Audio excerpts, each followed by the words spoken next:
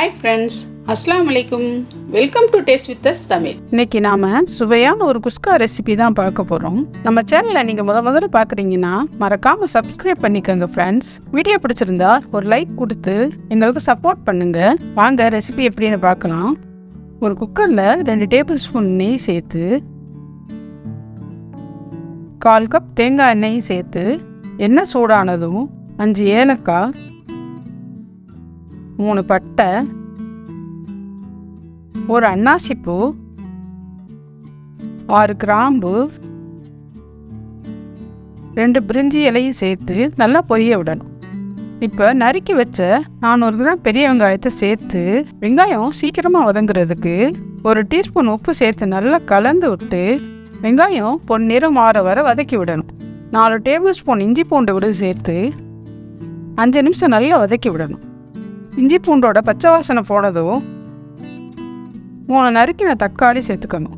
5 காஞ்ச மிளகாயை அரை மணி நேரம் முன்னாடியே சுடுதண்ணியில் நல்லா ஊற வச்சு அரைச்சி விழுதாக எடுத்து வச்சுருக்கேன். இப்போ அந்த விழுதை சேர்த்துக்கணும். இப்போ 5 நிமிஷம் நல்லா திரும்ப வதக்கி விடணும். எல்லாம் சேர்த்து நல்லா வதங்கினதும் 1/4 கப் நறுக்கின கொத்தமல்லி, 1/4 கப் புதினா இலை சேர்த்து நல்லா வதக்கி விடணும்.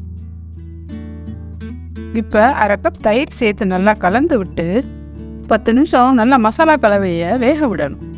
இப்போ கழுவி வச்ச 1/4 கிலோ சீரக சம்பா அரிசியை சேர்த்து மசாலாவோட நல்லா கலந்து விட்டு 1 பங்கு அரிசிக்கு 1/2 பங்கு தண்ணிங்கிற அளவில் சேர்த்துக்கணும். இப்போ தண்ணியில் உப்பு சேர்த்துக்கணும். உப்பு கொஞ்சம் கரிக்கிற மாதிரி இருக்கணும். அப்போ தான் சாதம் வெந்து வந்ததும் உப்பு சரியாக இருக்கும். அரை டீஸ்பூன் கரம் மசாலா சேர்த்து கலந்து விட்டு வேக விடணும். அரிசியும் தண்ணியும் ஒன்றா சேர்ந்து கலந்து வந்ததும் குக்கரை மூடி விட்டு அடியில் ஒரு பழைய தோசை தவா வச்சு 15 நிமிஷம் தம்முக்கு விடணும். 15 நிமிஷம் கழிச்சு அடுப்பை ஆஃப் பண்ணிட்டு குக்கரை உடனே திறக்கக்கூடாது. ஒரு 10 நிமிஷம் கழிச்சு குக்கரை திறந்து லேசாக கலந்து விட்டு பரிமாறினா சுவையான குஸ்கா ரெடி. இந்த ரெசிபியை கண்டிப்பாக ட்ரை பண்ணி பாருங்க. வீடியோ பிடிச்சிருந்தா லைக் பண்ணுங்க, ஷேர் பண்ணுங்க, கமெண்ட் பண்ணுங்க. டேஸ்ட் வித் அஸ் தமிழை சப்ஸ்கிரைப் பண்ணிக்கோங்க. தேங்க்யூ.